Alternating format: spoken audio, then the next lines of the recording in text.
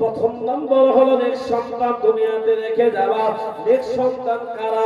যারা কোরআন পড়বে। নেক সন্তান কারা?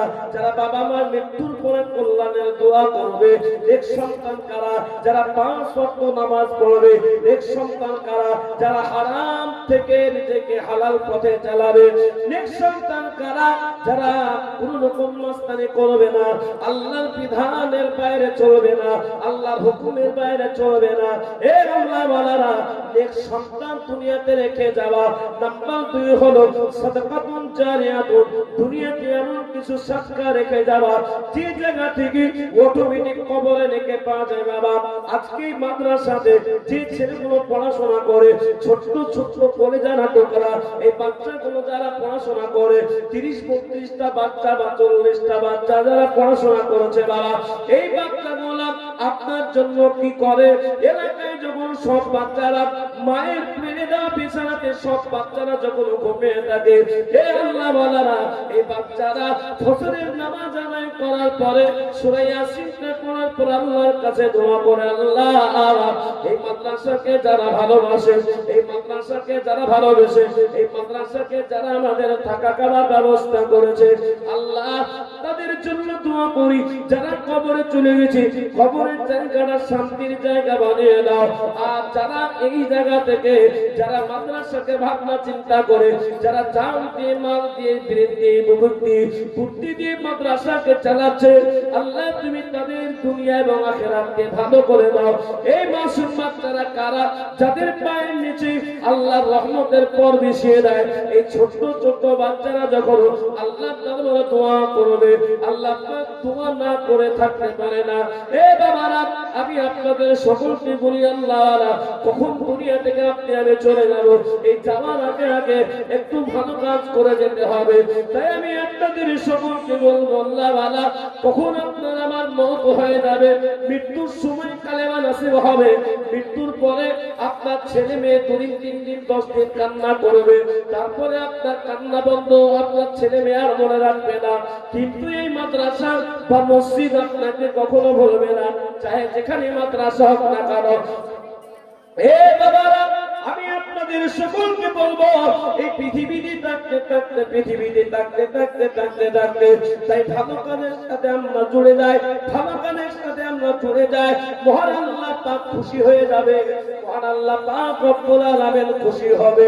তাই আমি আপনাদের বলবো, এ মুসলমান, মৃত্যুর পরে আপনার আমার জন্য এলান হয়ে যাবে, মসজিদে মসজিদে এলান হয়ে যাবে। কোন মানুষ মারা গেলে সুবহানাল্লাহ বলতে হয় না, আলহামদুলিল্লাহ বলতে হয়। কি বলতে হয় জোরে বল? সুবহানাল্লাহ বলতে হয় না আলহামদুলিল্লাহ বলতে হয়? মানুষ মারা গেলে কে বলছে আলহামদুলিল্লাহ গো? এই কি বলতে হয়? সুবহানাল্লাহ বলতে হয়? কি বলতে হয়? হ্যাঁ, সুবহানাল্লাহ বলতে হয়। এই ছোট ছোট বাচ্চা ছেলেরা তারা বলে দিতে পারে মানুষ মরে গেলে কি করতে হয়, কিন্তু কিছু বাচ্চা আছে যারা মানুষ মারা যাওয়ার পরে কে দোয়া পড়তে পারে না।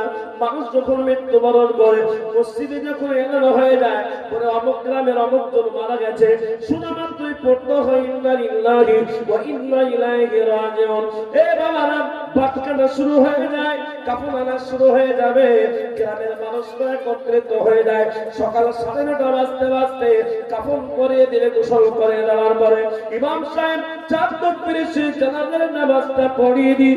আপনাকে আমাকে আর এই দুনিয়া রাখবে না, একটিবার ভাবুন, ওই খাটে বেড়া দেবে না, ঝকমকে বাড়িতে রাখবে না, আপনার কোন রকম কোন জায়গায় আপনাকে আর রাখবে না, মেয়ে রাখবে না, বেটা রাখবে না, স্ত্রী পাশে থাকলেও স্ত্রী আপনার রাখবে না।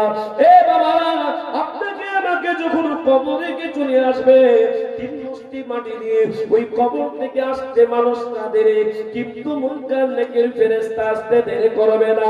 মহান আল্লাহ পাক রব্বুল আলামিন নবী বলেন, ওই মুনকার নেকির ঋষি আপনার আমাকে আপনাকে আমাদের তিনটা প্রশ্ন করবে, মাতা রব্বুকা, তোমার রব কে চেনা বলো? একবার চলে বলুন, আমাদের রব কে? চিল্লায় বলো, রব কে?